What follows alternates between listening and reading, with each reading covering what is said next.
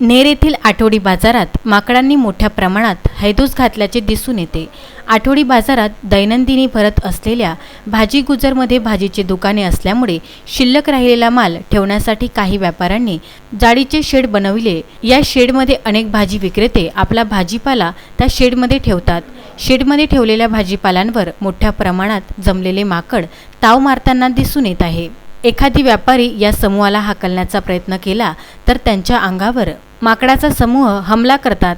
एका व्यावसायिकाच्या अंगावर एका माकडाने हल्ला करून गंभीर जखमी केल्याची घटना नेर येथे घडली आहे। या व्यावसायिकाने रुग्णालयात जाऊन उपचार केले। या माकडांच्या समूहामुळे अनेक व्यापारी त्रस्त झाले आहे। त्यामुळे या माकडांचा अनेक व्यापारी वर्गांना त्रास सहन करावा लागत आहे। व्यापारी वर्गाकडून माकडांचा बंदोबस्त करण्यात यावा अशी मागणी करण्यात येत आहे। नवनाथ दरोई, विदर्भ न्यूज, नेर परसोपंत।